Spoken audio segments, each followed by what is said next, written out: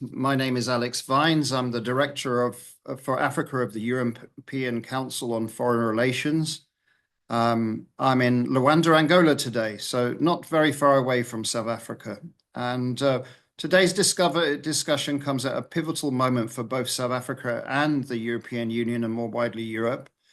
We're going to be discussing a paper called The Long Walk to Realism, Climate Cooperation to Reset the EU-South Africa Relations. And the two authors of that paper are here with me, Arina Morrison and Sanusha Naidu. The paper we are examining argues that the future of EU-South Africa relations will be defined by political alignment, not be fully defined by political alignment, but by the ability of both partners to pursue pragmatic cooperation, especially in the fields of green industrialization, energy transition, and sustainable trade. This conversation is timely, in my view, for at least three reasons. Firstly, South Africa, as everybody knows, held the G20 presidency this year. Only the second African is the first African country ever to do so. It enters the role amid geopolitical fragmentation, rising climate pressures, and an urgent global debate about how to reform economic governance. South Africa framed its presidency around inclusion, resilience, and sustainable growth, themes that speak directly to the tensions and opportunities outlined in the paper that you have now in the chat line also, that was written by Arina and Sanusha. Secondly, the African Union EU Summit was a couple of weeks ago held here in Luanda, where I am right at the moment. And that reaffirmed both sides' commitment to a renewed partnership, yet it exposed also the growing gap between Europe's expectations of political alignment and Africa's insistence on strategic autonomy. South Africa, in my view, sits at the center of that debate, a country with democratic resilience, regional influence, and a complex foreign policy identity that doesn't neatly fit into any geopolitical map. And thirdly, Europe and South Africa are confronting overlapping transitions. Europe's got a quest for competitiveness and secure supply chains, and South Africa's urgent need to decarbonize while ensuring jobs, grid stability, and social justice, but also, for example, an increasingly troubled relationship that we've all seen with the United States, for example, maybe making Europe and the European Union itself even more important for South Africa for its partnerships. The EU partnership, therefore, with South Africa, can it be around the Just Energy Transition Investment Plan and the new Clean Trade and Investment Partnership? Both show what pragmatic code development might look like in practice, but also how fragile that process remains, and does it just remain on paper? So our goal today is to unpack these complexities, in my view, with clarity and candor. We're planning to explore whether the EU and South Africa can build a resilient partnership that accommodates disagreements while shared development priorities, especially at this moment when South Africa has just tried to shape the global agenda through the G20 and when Europe is redefining its approach to African partnerships. With that, I'm delighted to welcome the co-authors, Arina and Sanusha, from the Institute of Global Dialogue, which is affiliated to UNISA. In fact, Arina has just, I think, finished at the Institute of Global Dialogue, but still is affiliated with UNISA, the University of South Africa. And we have fellow South African Risana Zita.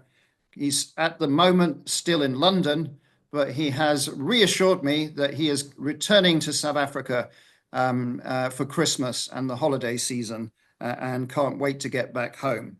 So Risana has 25 years of investment banking experience. He has advised mergers and acquisitions transactions exceeding 43 billion US dollars on capital raisings, including IPOs totaling more than 10 billion. So Risana really does understand money. He is also the co-head now of DAI Magister. He's also worked in various industries, including technology, telecoms, energies, and healthcare. Our speakers, all of them, bring deep expertise in geopolitics, economic governance, and South Africa's position in a rapidly changing international system. So let's begin. And first of all, I will invite Sanusha to provide some thoughts, summary of her paper, and then we'll have Irina making some remarks, and then Risana will be a discussant. Welcome, Sanusha. Lovely to see you again. Over to you. Thank you very much, Alex. And again, thank you to the colleagues at the ECFR for inviting Irina and I to do the paper. It has been a very interesting one. You've got us to apply our minds to an area that is becoming increasingly important, strategic, and critical in many ways. Again, also thank you for arranging the webinar, and of course, to everyone who's online. It's that time of year, so we understand where we all are. So without much of way of introduction, let me just try and get into some key points around the paper. I think the paper comes at a time when South Africa's foreign policy has been kind of trying to navigate the different trends, the different dynamics in an international architecture that is really very difficult to predict. And the unpredictability of that international order also makes it very important to understand how does South Africa navigate dynamics of its foreign policy with actors like the EU, which has been a long-standing actor. A partner that doesn't just exist in a vacuum, but a partner that comes through the various iterations of the engagement, going right back to the relationship between the European Union, but also individual European countries with South Africa, both in terms of the anti-apartheid struggle, but also in the post-apartheid state.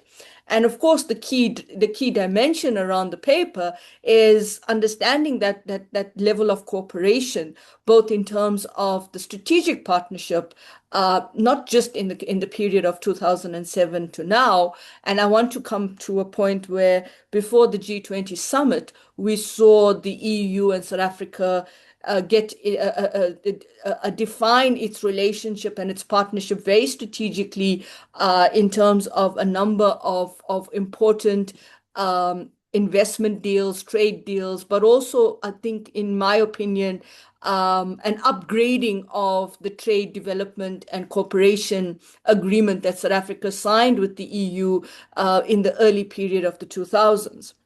And that is critical because it does have important implications for where we see the paper in terms of going forward. So in terms of the paper itself, we contextualize this partnership in terms of this overarching framework that is guided not just about trade and investment, but it's about trade and development, as well as incorporating the level at which the discussion at the political level informs the cooperation and the engagement, and the kind of coordination that we see that the EU and South Africa at times converge around, and at times, they may have differences of opinion when it comes to peace and security in Africa, when it comes to support for the multilateral governance reform of agencies like the UN, the WTO. It's not always that they have to converge in terms of the consensus around what they feel is the reform, but there is consensus in the kind of articulation that there is a genuine requirement for reform of the global governance architecture.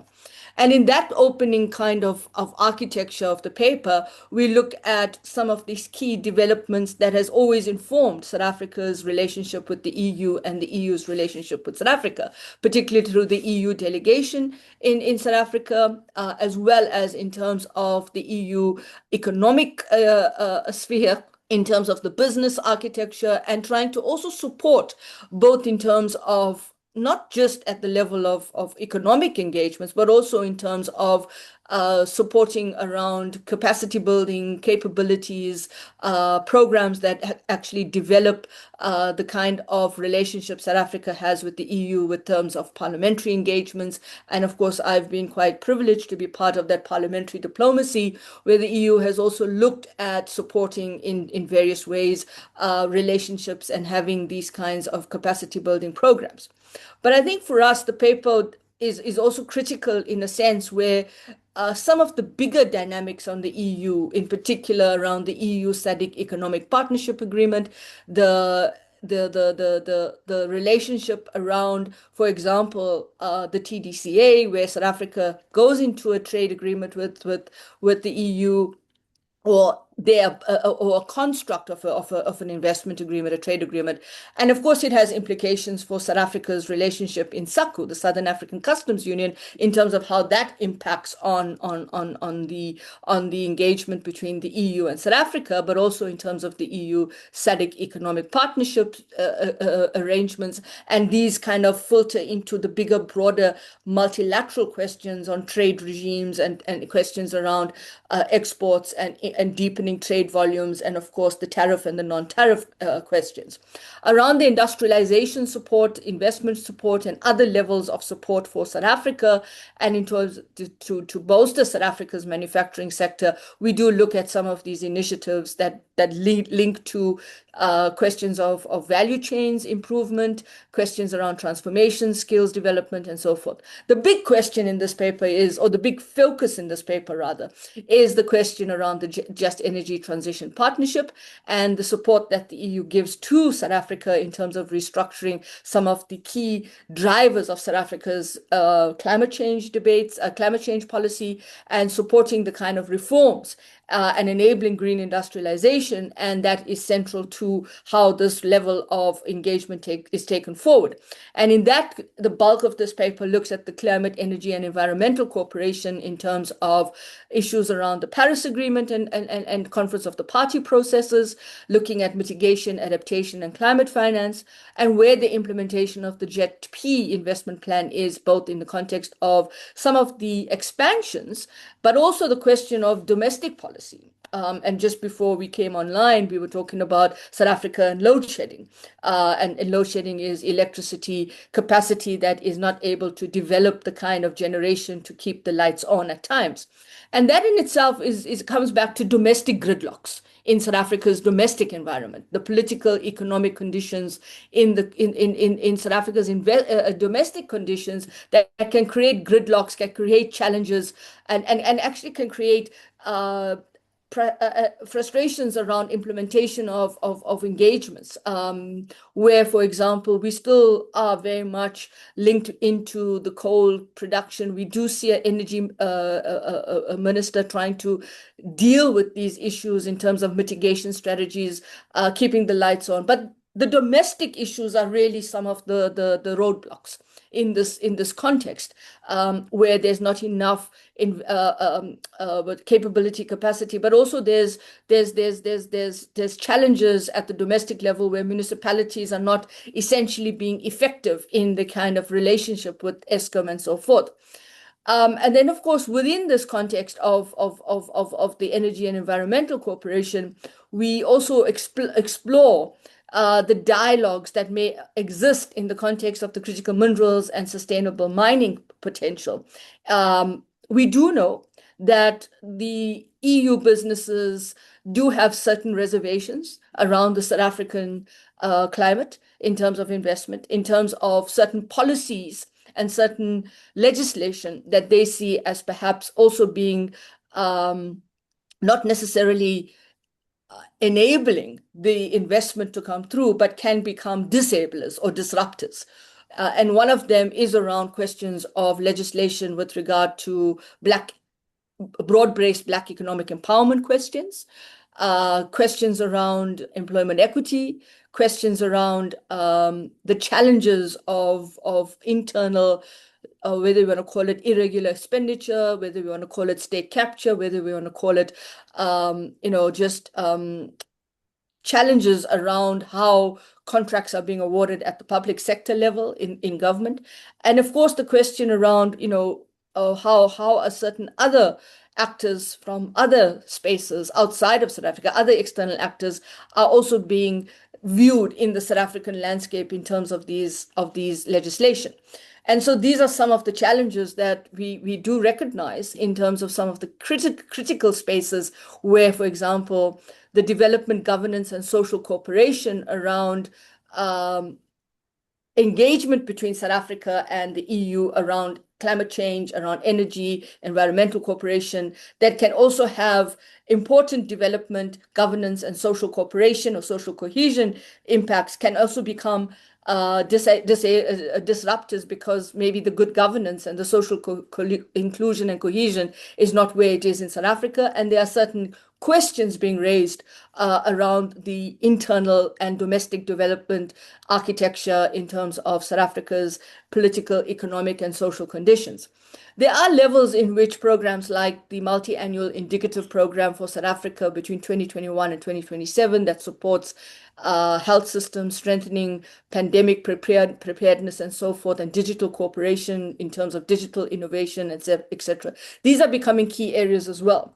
But I think what is important for us to also bear in mind in terms of this and where the EU is and where South Africa is in terms of the broader global foreign policy challenge questions rather, is this whole question around what does South Africa want out of a JETP?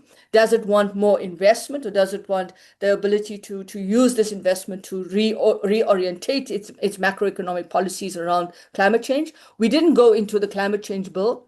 It's still very much one that's still being debated, and we didn't go, I don't know, but my sense is we didn't go too much into it because it still remains one of those areas that could be litigated at some point with different stakeholders.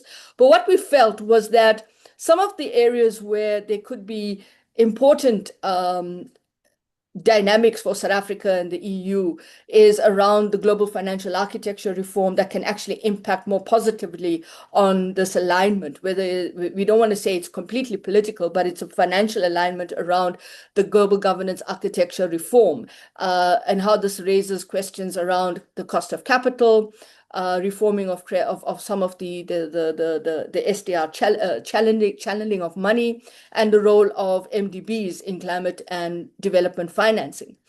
And of course, the recommendations that we want to go through is the questions around how South Africa and the EU could be quite important in terms of policy recommendations that could then have important impacts for the EU-Africa context as well. The kind of joint implementation of mechanisms that are linked to trade with energy transition investments, and so forth, using multilateral fora more strategically, whether it's the WTO or the UNFCCC, the Conference of the Party processes, but also I think now, and I deliberately, Alex, stayed away from the G20 because it wasn't part of our paper at the time, but I can see the synergies right now, and I want to come back to this perhaps in the Q&A or in some of the follow-up questions around the role that South Africa and the EU played in terms of signing the clean trade and investment partnership just before the G20 summit that was hosted in November. I think that clean trade and investment partnership talks very strategically to South Africa and the EU now looking to ways in which multilateral fora can now be utilized in a much more strategic manner around shaping climate trade norms between the two sides, looking at what the just energy partnership will look like, beyond whether it's aid for climate change or whether it is more developed normative standards, norms, etc., around what does climate change mean in the context of the challenges in terms of the reform of the international system and the global architecture. And of course, whether we look at how the question around the green industrialization pathways that links up as well to the AU, because South Africa's G20 was very much about the AU. So I think for me, I want to stop there and give Arina a chance to jump in with more around the micro issues, and while to pick up on some of the macro issues that I've laid out today now. Thanks. Thank you very much, Sanusha. So with no more ado, over to Arina. Please go ahead.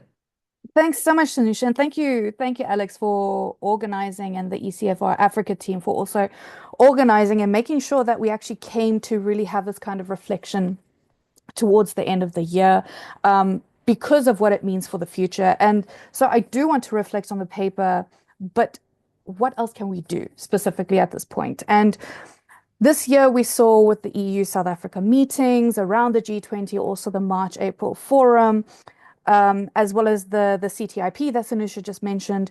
And I think being introduced possibly as a mitigating circumstance or a mitigating factor to CBAM, hopefully, which has created a lot of anxiety around within South African industry, labor, government as well, in terms of what does South Africa's biggest trade partner, how do they engage South Africa's, how does South Africa engage its biggest trade partner that actually takes on this kind of value added trade as well, which is very valuable.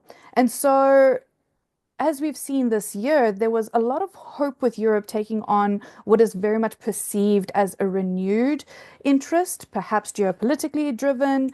But there is really a hope that it lasts beyond how Europe or European countries perceive their relations being impacted with their classical allies or their classical partners, perhaps. And so when Sanusha mentioned the JET-IP, I think for me, what's also very important in this broader context, how does South Africa treat this and how does South Africa take it on further? And what the paper also tries to unpack is that CBAM is not understood fully in terms of its implications, nor are South Africa's domestic regulatory and legislative frameworks understood fully in terms of what the two partners should be getting from each other and where the possibilities lie. And so this does shape narratives without understanding the technicalities and the political divides that drive the narrative, which is something that we covered in the paper as well. And so in reflecting on two specific paper recommendations, needing CBAM flexibility, fine, in terms of application, but also strengthening what is South Africa's application and credibility on and structured co-development between Europe and South Africa. I think what's very important in this case is that when we reflect on the JET-IP specifically as what South Africa can do, is that in this context, South Africa needs a multi-year plan to be legislated or to be binding in its policy instruments, because that is where you start to build the trust between these two countries. And this is what we can do to go further. And so when you convert the core elements of what the JET-IP means and the industrial roadmaps into a broader multi-year framework with clear targets, delivery milestones, transparency requirements, it does something to the environment. And so when you have changing ministerial majorities, they cannot unilaterally reverse the architecture. So when we have a changing dynamic within the GNU in the future, this will not be impacted. And I think this can do wonders for the relationship. And at the moment, the JET-IP depends on implementation through existing and new statutory mechanisms. And so you have these procurement rounds, the energy licenses, the regulatory approvals and budget allocations, which are strengthening South Africa's institutional mechanisms. And it is a credit to South Africa. But then you see how JET-IP also sets directions and expectations, but enforcement and legal accountability occur through other legislation and regulatory instruments. And so this is where I think it can really start to add value if the GNU was to say, we are able to come to the party in terms of how we perceive energy security in South Africa and how this is a Team South Africa approach. And so when you also come to the IRP, the one that recently came out as well, it is a policy document and it does carry weight. But in its current form, it's not a hard or enforceable law on its own. And in practice, and reaffirmed by successive government descriptions of the RRP, it's really just this living plan where a lot are placing trust in. And so in order for this to function as a policy and planning tool rather than a strict binding enforcement document, or rather an instrument, this is what is needed, So when you have cabinet approval, signaling how government intends and provides direction to state entities and regulators and investors, it does not by itself dictate these binding regulatory obligations unless it's implemented through all of these other instruments. And so to an extent, you're trying to hopefully streamline this. And this is perhaps what Ramaphosa's cabinet has noted in terms of what Operation Vulindlela needs to ultimately achieve in terms of streamlining its processes. But when it comes to this broader fear around what does the future hold, CBAM is just an example of other potential engagements that it can have further afield. And so if South Africa is able to just orient itself in a certain way, then issues around political divides, they stop driving the narrative, and other aspects in terms of stability, in terms of what investor confidence means, could rather replace that in terms of creating this pragmatic relationship. But I'm happy to come back to all sorts of aspects in the Q&A as well. Thanks. Thank you very much, Arina. So now we will have our discussant. So it's Risana, who will provide a kind of private sector view of what we've just been discussing. Risana, welcome. Over to you. Thank you, Alex, and thank you, Sanusha and Arina. Maybe let's start off by kind of pointing out, from our perspective, like 2 or 3 good things, right? One, obviously, G20 was a great success. In advance of G20, as Sanusha mentioned, there was the CTIP signing, which includes a 4.7 billion euro package that was announced in March. But also, more importantly, or part of the discussion point, is that in October, Global Gateway Forum also signed a 12 billion euro package to support the just energy transition. So you have all these various, let's say, incentives that are going to come into play to help South Africa on its path, focusing on clean energy, grid stability, and greenifying, if that's a word, let's say greener supply chains. And all of this obviously will feed into the long-term strategic relationship between the two parties. So I think a lot of good things have happened. I think we all know that the challenges, the bigger area to kind of think through is how are all these things going to be put in place and actually implemented. So I think both South Africa anyway is very good at coming up with policies, and this is why I agree with Arina that we're very strong policy instruments.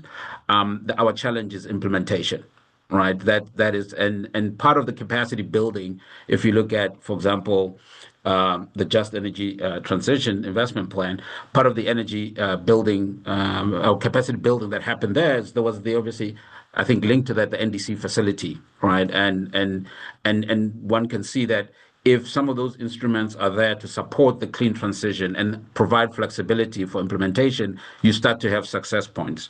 So I think that's the good thing. My only challenge, and maybe pointing at something Arina said, I think from where I stand, policy certainty and a long-term planning, giving people certainty for long-term planning is always a good thing, especially for investment coming in who have to model out what kind of returns they're going to make. The only challenge with putting things in law that will bind a government is ultimately, different people within South African society are experiencing this change at different pace, right? And so we without getting into the political dynamics of every single party, there needs to be sufficient flexibility within each party's mandate to work out how they're going to define the long-term relationship with the EU. But I do think that from where I stand and where the direction of travel is clear, we have to get greener in South Africa. We have to build different industries that will support unemployment. We also have to be sensitive to areas like Mpumalanga that are going to be impacted as we transition away from coal. So I think those are kind of the big picture economic parameters we need to think through. I do agree with various elements of the paper that focusing on predefined areas, including critical minerals, which do form part of the financing package, gives South Africa a sort of a unique way to engage with the EU. Thank you very much, Risana. So we now are open for questions and answers. If you have a question that you want to pose to Sanusha, to Arina, indeed to Risana, just put it into the Q&A at the bottom of your screen, and we'll follow through and feed them into the discussion. In the meantime, while you're thinking of what questions you might want to ask our panel, I've got a few questions of my own. So I'm going to ask Sanusha, you kind of said you would circle back onto the G20, and certainly I've been having questions about South Africa's presidency of the G20 and what I thought about it here in Angola. And in fact, nobody's mentioned COP also, which is an issue, obviously. So Sanusha, I mean, South Africa's G20 presidency came at a time of geopolitical fragmentation. Risana has underlined his view that he believed it a success. But how do you see South Africa's use of that platform to reconcile its non-aligned foreign policy with the EU's push for a more structured cooperation on climate change and global governance? And indeed, what was South Africa's position at COP? How did that go? Over to you, Sanusha.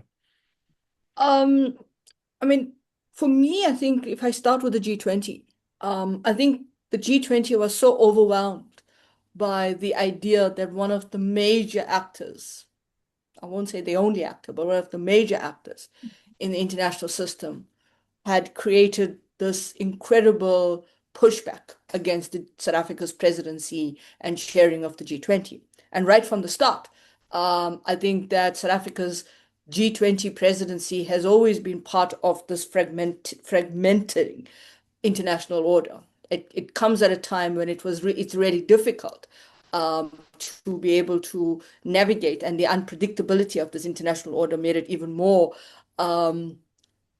challenging for South Africa to find its space. But it did nevertheless, and it chose a theme which then became the kind of focal point of the criticism that the theme wasn't right. And then domestic politics got convoluted into South Africa's presidency of the G20. And more importantly, I think that, navigating that terrain took away some very key issues about what South Africa was putting onto the agenda of the G20, more aligning to what your point around this non-alignment. And this non-alignment, I think, becomes part of I don't want to use a cricket term, but it becomes part of this kind of googly that you keep playing in terms of South Africa's non-aligned. And what are you non-aligned on? I think the challenge is that we use the term, or the term is used in a very kind of freestyling way, that we are non-aligned. But if you really think about where South Africa has pushed on issues in the G20, it was very much about the African agenda. It was very much about Africa's placing the question of debt sustainability, bringing up the question of the critical minerals question, and the issue of how does critical minerals become part of a value-added production space. We don't need to get into the merits of what that value-added production should look like, whatever, but definitely to give African countries more agency in the value-added production and how that value-added production needs to take place. The cost of commission that was headed by Trevor Manuel around the cost of capital. And the question of cost of capital is how expensive it becomes for Africa, both in terms of illicit financial flows, and the other side of it being the cost of debt repayment. And the cost of debt repayment linked to methodologies of the credit rating agencies, and how they can become those credit rating agencies can become disruptors to the way Africa has access to capital at a higher price than other countries. So I think in terms of the alignment question, South Africa aligned very nicely with what the African context was, and pushed that African context in its G20 agenda. Where the question of non-alignment comes, I think, is very specific on issues that Europe feels very passionate about. And those questions we circle back to around whether there was enough that South Africa did on the question of Ukraine, and the challenge of Ukraine and the peace agreement, etc. Remember, South Africa has been having these conversations with different actors. We've had the Ukrainian representatives come to South Africa around these discussions around the peace agreement. The other question would be around, where was the peace and security architecture? So I would push it back a little bit, Alex, and say that in terms of this non-alignment versus alignment question in foreign policy, I think becomes more about these narratives that Arena alluded to in her intervention, where it becomes narratives that become part of a discussion where we're not looking at the foreign policy in its entirety. I mean, there was the whole question around the African expert panel report that came up with some incredible recommendations, which is about Africa. So the fact that Africa, the G20 was hosted by the first time by an African country, which is a member of the G20 on African soil, brought in the kind of African agenda into the space. There was, from what I could see, and Arena could talk more about this, there were activities happening by ECOSOC, by AU, NEPAD, etc., etc. But I think on that point, I think we want to only hone in on a few issues which we think South Africa is not aligned on, but not necessarily giving that success to the fact that South Africa was able to do a G20 despite all of the challenges, but also worked with its EU partners, both as the EU delegation, but also individual countries that are members of the G20, France, Germany, and so forth. And these were countries that, if you read the last line of the declaration, is quite telling. We wish the US very well in its presidency of the G20 in 2026. We'll meet again in the UK in 2027, and we can see that playing out in certain spaces. But I think it also gives you a sense that perhaps South Africa's point about its foreign policy, or the point about its international footprint and its global architecture now, would be, how does other actors in the G20 take this out in, say, the G7 going forward on certain issues? How would this happen in the context of other multilateral? On COP, from what I could gather, and I'm not an expert on this area, so I'll be a bit more limited in my response. But on the conference of the party, considering our environmental minister who was there, who's now an ex-environmental minister, due to domestic issues, whatever that was with the DA and so forth, stuck to what they believed in, and it was something that Rizana pointed out on NDCs, national determinant issues, your national determinant competencies and so forth. But also those are important in terms of what your national determinants are. And so that they stuck to that in terms of the green financing, the question of green industrialization. They stuck to the policy. And I think that is what they did at COP. We know, generally speaking, now that COP has had different impacts because of the fact that you have a bigger challenge in terms of the climate change issues, and the more the actors that are in that space. But I think from a policy perspective, the South African government stuck to what it is. I think the question then becomes is implementation. Thank you, Sanusha. A number of issues there. Just on the G7, of course, that's the French presidency next, and they are planning to use the Africa-France Summit in Nairobi as a feeder in of some of the really good ideas that came out of G20 from the South African presidency into that in the Nairobi Summit in May.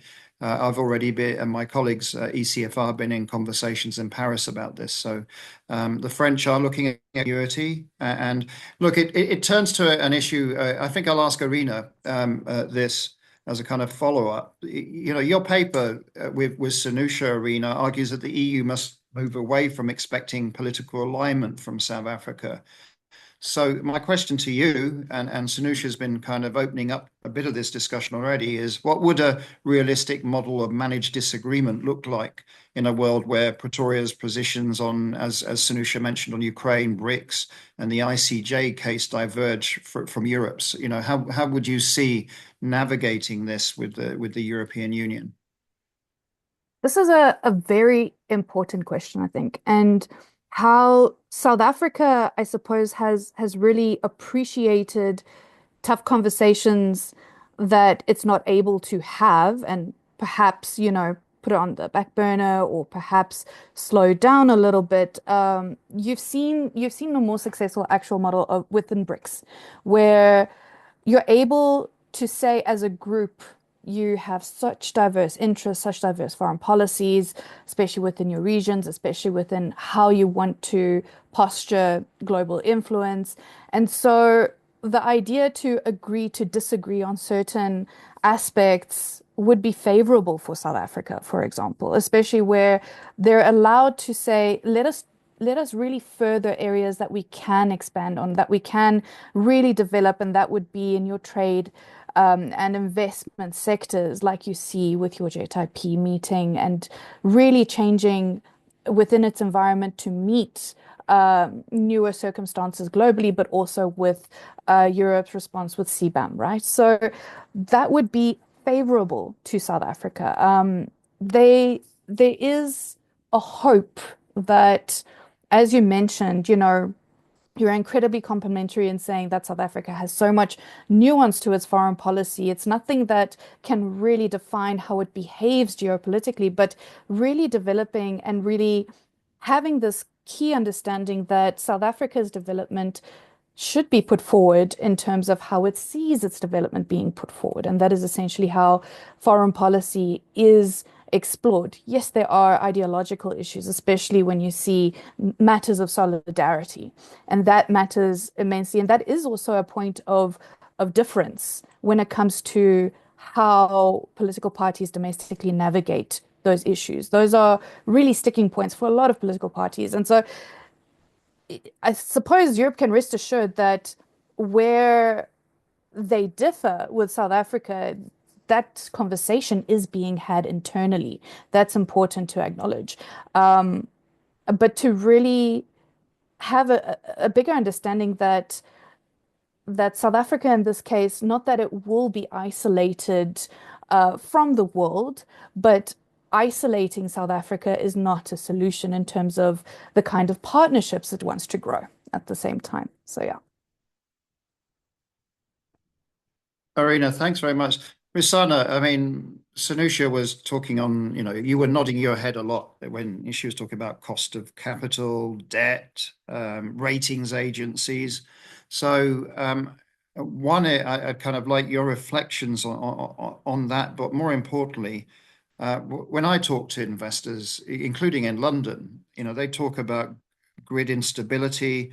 Sanusha, we talked a little bit about load shedding, power cuts. That's improving, but Eskom's financing, policy inconsistency are by investors seen as major risks. So, my question to you, Risana, is which single reform or governance shift would most significantly change investor appetite for South Africa's green industrialization agenda, which you talked a bit about already? Yeah, I think maybe just to start by saying some of the kind of obvious points to some parties have already been touched on in the paper relating to governance, the governance infrastructure in South Africa, including rooting out rent seeking and ensuring that our procurement processes are efficient and deliver value for the stakeholders, which are ultimately the people and the taxpayers. But when it comes specifically to the green energy transition, I think that there are two areas that are linked to kind of the overall development of the country. One, on the electricity side, the work that's being done to unbundle Eskom and to create an independent system operator. I think that will go a long way to bringing in capital to finance, and people are already starting to do that, to finance green initiatives that feed into the grid. Right. And I think as that happens, you'll start to see, so let's say a rule-based framework as to how people feed in electricity and what kind of returns they're going to get.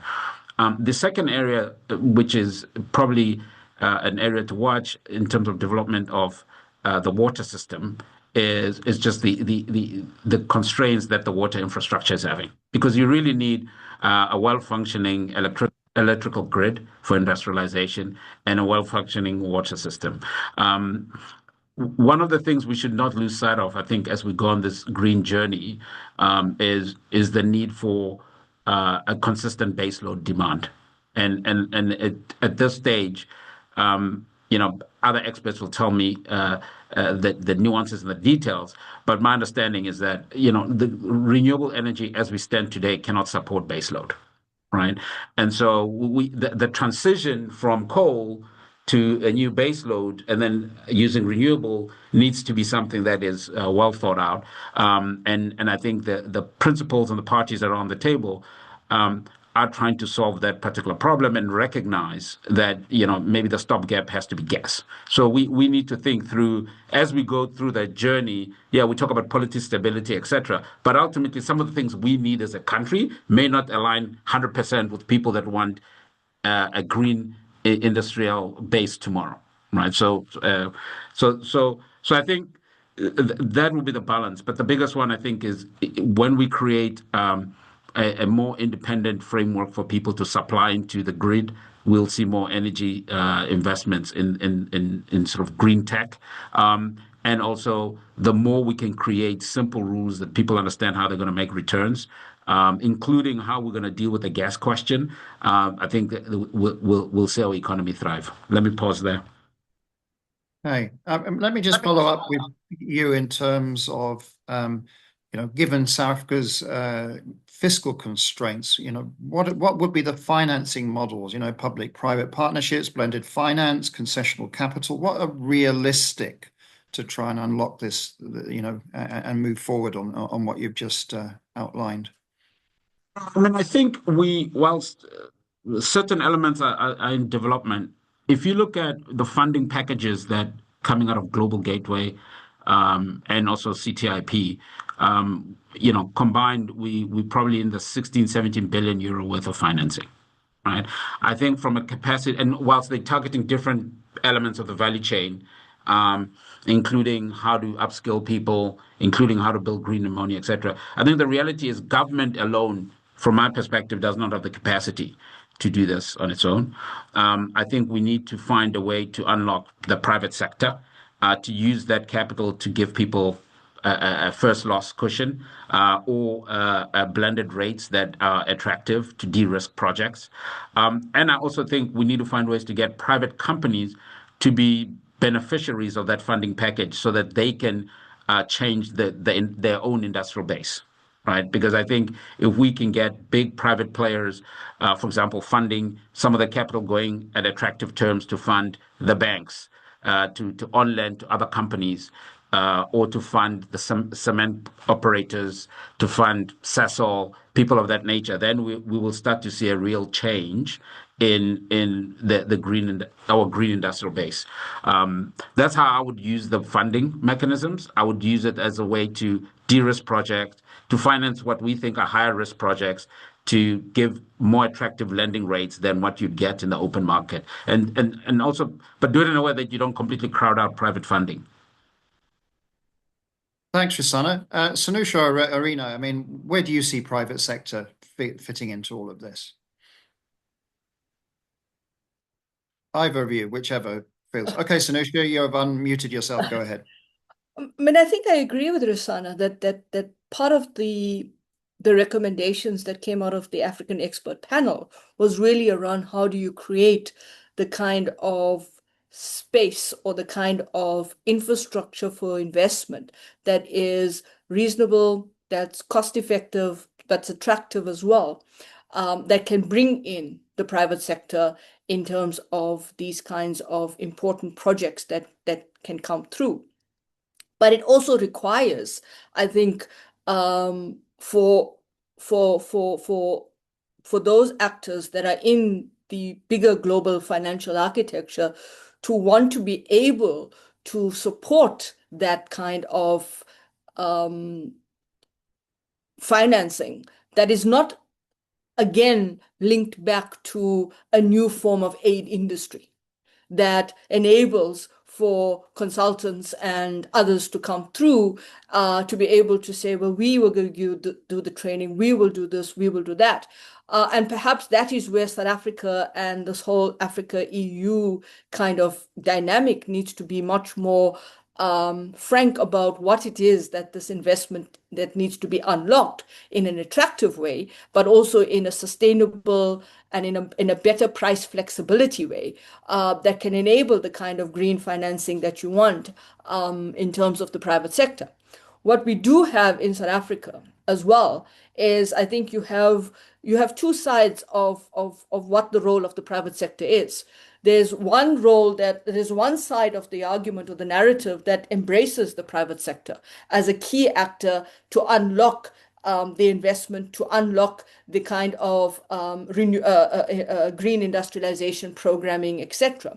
There's another side to this that basically doesn't really want to have the private sector in because they don't see the private sector as part of maybe a public-private partnership or an actor that plays in an honest way, if I can be as bold as that. Because then you have the pushback against the private sector because it comes back to the model of your macroeconomic policy, that you don't that this tension that you're seeing around the investment with the private sector is that if you let the private sector do what the private sector wants to do, you're not going to get the return on investment, not necessarily for the private sector stakeholders, but the return of investment for the government to be able to then have the return of investment for the citizens. And that's a tension in the market. It's a tension around, if you take, for example, the tension around the macroeconomic policy making in the country as well.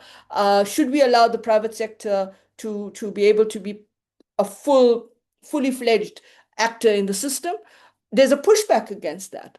There's a pushback also against the fact that recently the Reserve Bank has made a decision to keep our inflation target at 3%.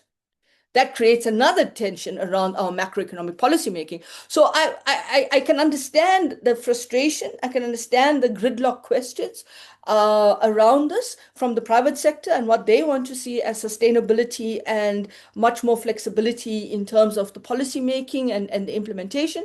But on the other hand, the question is, at the moment, is the state acting as a buffer to some of the questions around what will be the throughput cost to the citizen? Because we're still vulnerable in terms of our currency volatility. We're vulnerable to external shocks, which creates throughput costs in terms of inflation into the market, and then, of course, into people's household income. And I think that's the question around that needs to be answered in terms of where civil society and where actors are in there.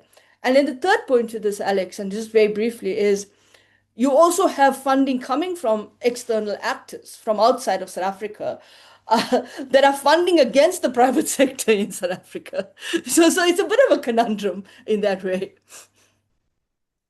Just to add to that, sorry, just to jump in. Go on briefly. Yeah, go on, Arena. So Rosanna's comment from earlier, where not all are comfortable with legislating a jet IP, for example, and this does start to fit into this kind of antagonistic relationship between labor, government, business at the same time, because this moment specifically represents an anxiety in industry shift from coal, from heavy manufacturing towards services, automation, renewables, and to the traditional, large industrialized workforces and that have sustained labor's power base, which is shrinking. And that is a big sticking point that Rosanna actually rightfully mentioned. And so it does need a strategy that doesn't threaten the decommissioning of what is existing and how business can start to access alternative sources of energy at the same time and grow business. So it's not necessarily touching what is sensitive, but allowing other sectors to grow rather. And so there is less pressure and anxiety to protect jobs that should allow labor to start focusing and lobbying for upskilling its members. And you have to remember that labor's principal concern here is that they're losing membership at the same time. And the long-term erosion of union membership is also caused by the changing nature of work as well. But if we come back to Jet IP, if it has this modular approach that aligns with the zones highlighted that DTIC has already said they have respective infrastructure for renewables. I mean, if you look at Northern Cape, which leads in terms of diversity for this, you start to shore up then as much finance possible from FDI, from grants, from government support to really support this. And then you deploy a very targeted industrial policy to preserve competitiveness that addresses CBAM, but also allows the South African domestic industrial base to thrive. Great. We're almost out of time. We have, I think, 3 comments where I will read out just to draw people's attention to. And then what I'm going to do is ask each of the panelists just like a kind of 1-minute key issue or thought before we finish. So David Marunda says, many thanks for the great presentation article. I took note that the South Africa has regional influence, which is used objectively would lead to the development of the Africa region. But instead, South Africa appears to be shy from showing leadership that benefits the majority. I might be wrong that South African democracy is waning compared to countries such as Botswana. The democratic resilience referred in the article is difficult to understand, in my opinion. So that's from David. Lewis has written, as a TVET expert working as a team leader for the EUTA project in Namibia on skills development for green industrialization, I found this webinar important by placing skills development in the SA, regional and international political and social economic context. So thank you, Lewis. And then Kirsten Pearson has said the municipal finance model that relies for a large portion of revenue from on-selling electricity and water doesn't seem to work, but it doesn't seem like Treasury is considering how to address this. This begs the question of how to actually finance water infrastructure and how to ensure the municipal services are adequately required. So that is a question. So I'll go the other way around. So final thought, Risana, to you first. You've also heard the comments and the question. Please go ahead. Thanks. So I think final thoughts. One, the EU continues to be South Africa's probably one of the most important trading partners, if not the largest FDI contributor into the country. I think it's a relationship that has continued to evolve and has continued to strengthen over time, notwithstanding the divergent political views on certain key global topics. I think the areas that have been picked on by this paper are sort of the right starting point for deeper relationship building, including topics related to not just the green industrial base, but how do we beneficiate critical minerals in South Africa, and then use this as a template to go to other regions. I'll leave it at that. Okay, Arina, your final thoughts? Gosh, there is way too much to really try to sum up on, but what I want to look to not summary, is just final thought or something you really want to draw attention to. Yeah. So let's look to G20 next year and how South Africa is possibly not going to be able to attend. I think what this is an important moment for South Africa on, and we're looking at regional dynamics, we're looking at country dynamics as well. South Africa can still participate as an AU member in the G20. And this is a very important moment in which it can procedurally strengthen how the AU contributes to this kind of global body that is able to, not a global body, but a global forum that is able to discuss very key policy issues, critical minerals, finance, etc. And this is also important for the AU to kind of get to a point where it says, what do we get the value of G20 at this point? So I really want to just harp on the issue that more global forums where we're able to debate these kinds of issues maintain their relevance, but they need to be strengthened. They need to be resilient in this sense. And it also allows South Africa to push back on this narrative of its own exceptionalism and how it can also strengthen its kinds of regional dynamics. Thanks. Thank you. And the final word to you, Sanusha. Please go ahead and, just succinctly, we're out of time. Okay. I think I'll just end with the comments to David and Kirsten's point. I think on the democratic resilience, I think the EU and South Africa show that democratic resilience. In fact, the EU talks about that a lot in its relationship with South Africa. And I think the perception of South Africa from the outside is also developed by narratives that focus on particular issues and not necessarily the fact that South Africa hosted the SADC Parliament 2 weeks ago and demonstrated that democratic resilience to SADC partners around its inclusion of civil society, engagements, and so forth. So I think it's subject to interpretation. On Kirsten's point, I think, again, that's the big challenge.